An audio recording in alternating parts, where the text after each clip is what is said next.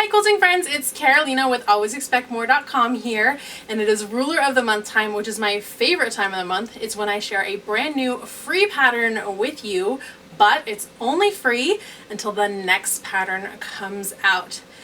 So I have a new ruler to share with you today and a new pattern. So go to alwaysexpectmore.com/ruler of the month to check out that new free pattern. And this is the ruler that I'm sharing with you. It is the Creative Grids non-slip multi-size 45 and 90 degree triangle ruler. And it does all kinds of things, and it's actually two rulers in one. So cool. You ready? Let's get started. This is the Creative Grids non-slip multi-size 45 and 90 degree triangle ruler, and this is used for making half and quarter square triangles from strips. So you can take any size strip just about and turn it into half square and quarter square triangles. Now I say just about because you definitely want to use the specific size strips indicated, and the easiest way to figure out what size strip you need is I want to make a 3.5 inch finished triangle. So I'm going to put this on 3.5 inches, and then this little tiny dashed line right up here tells me that I need 2.25 inch strips to make that happen. I can also play with this and say, okay, I have a 2.5 inch strip, and a 2.5 inch strip is going to give me a 4 inch finished triangle, because 2.5 inches gets me right here to that 4 inch line, and that line indicates what the finished size is.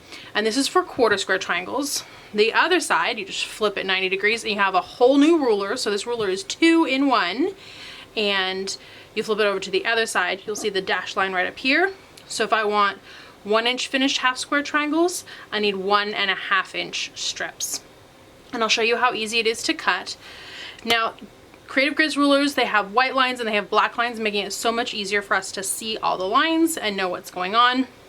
They also have this great QR code, so if you ever have questions about the ruler, you can scan that and it takes you to the Creative Grid site where you can watch their video on how to make the rulers. But it has so many measurements and markings right on here. This says half square triangle, and that's right side up, and I flip this over and it tells me quarter square triangle, because that's what I'm using now. Super simple, so easy to use. So I have this 2.25 inch strip, and if I was using this for half square triangles, I'd actually line this up with the little dash line up here at the top, and 2.25 doesn't correspond to anything on quarter or on half square triangles. It's a quarter square triangle measurement, but that's fine. And you would square up this end, cut here, flip, cut here, flip, cut here, all the way down your strip. Super simple, and that's basically what we're going to do with the quarter square triangle side. So I'm going to line up my bottom here with my 3.5 inch edge, and I want to be able to see that really well, so I have my spot on dot, and I can use the nice big one. The spot on dot is available at all kinds of quilt shops. Ask your quilt shop if they carry it. You can also find it online. I'll go ahead and give you some links to that, and it just sticks to your ruler using a reusable adhesive. If this adhesive gets worn out, you just wash it with some soap and water, and it gets adhesive right again. So now we're just going to cut on either side. I'm going to move my dot so you can see this. And there we go. I have my pieces. Now it's up to you. You can flip your strip or you can flip your ruler. It works both ways. I'm going to again line up this 3.5 inch dotted line, and that'll line up this dotted line here as well. I can use my spot on dot to see my measurements.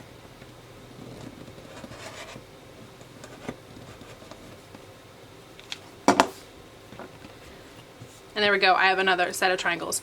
I have my strip folded in half, so I'm getting 2 triangles each time. Now when I get to this end and it doesn't quite fit a full triangle, what I can do is I can just open it up and I can cut one more triangle out of this end. And it'll depend on your strip whether or not you can cut one more triangle, but with this one I totally can. And it's not quite enough to cut yet one more. That just gives me a little bit extra out of my strip. And it's that easy to cut your quarter square triangle pieces. And now it's time to sew them together. So sewing them together is very simple. You take your pieces and you put them right sides together. And you're just going to stitch down one of these short paired ends. And here's a trick. When you're stitching them, always have them the same way up. So what, to me, that means having the right angle go straight into my sewing machine, and I'm always stitching them so that this wing is sticking out, and that way I'm never stitching them this way, because you'll end up with, if you stitch one this way, it'll look like this, and if you stitch the other this way,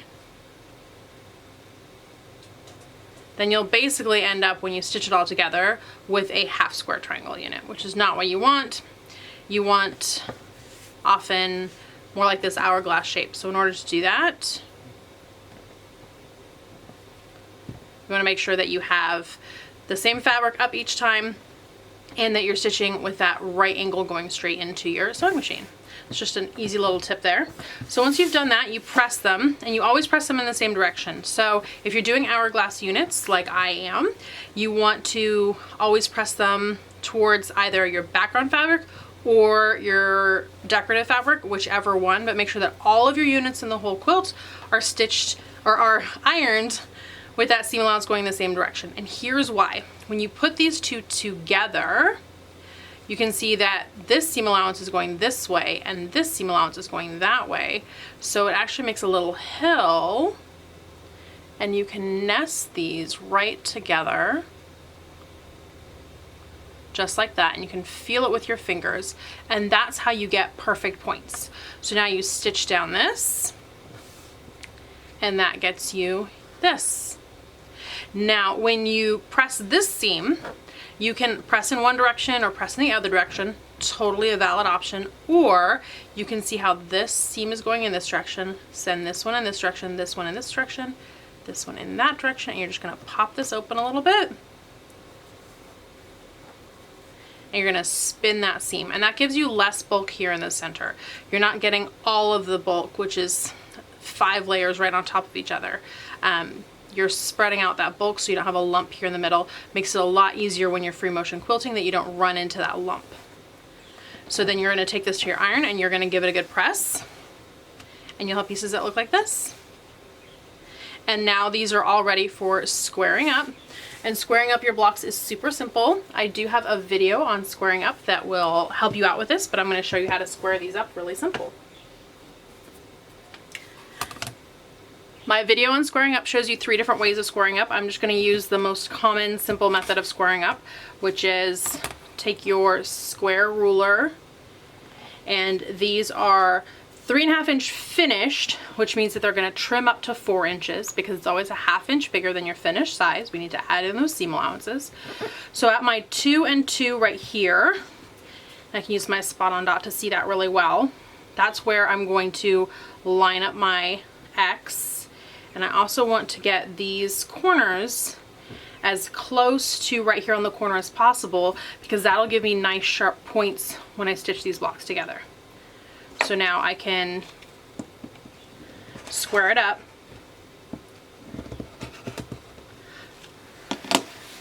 You'll see there's not a lot of trimming on these. I did use a very scant 1/4 inch, which means that my 1/4 inch was a little bit less than a true 1/4 inch because I wanted to make sure that I had some to trim up, because you'll see that my trimmings aren't perfectly straight across the whole thing. It's very easy to get a little bit of wonk on these. So you just trim off those little edges, and now you've got your perfect 1/4 square triangle. So my 2 tips: make sure that your seams are a scant 1/4 inch. Go a thread or 2 in from a 1/4 inch, and that'll give you a little extra to trim off so that you have nice, beautiful squares to work with when you put these together in the quilt. And my other recommendation is to give your fabrics a good starch. And I have another video on starching your fabrics, and having nicely starched fabrics means that when you are stitching your pieces together here, you don't have as much stretch on this bias edge. And also when you're stitching these pieces together, you won't really have as much stretch on this bias edge as well, and that'll give you nice square blocks. So there you go, that's the non-slip multi-size 45 and 90 degree triangle ruler from Creative Grids. And that's how easy it is to make these simple, fabulous quarter square triangle blocks. Head over to alwaysexpectmore.com/ruler of the month to see the quilt that I made with this, and check out all of the past ruler of the month quilts. I have so many fun rulers that I've shared and amazing quilts that you can make with these rulers. Thanks so much for watching. If you enjoyed this video, give it a thumbs up. If you have any questions or comments, leave those down below, and make sure you subscribe to this channel. I have lots more quilting goodness coming your way, and you don't want to miss a thing.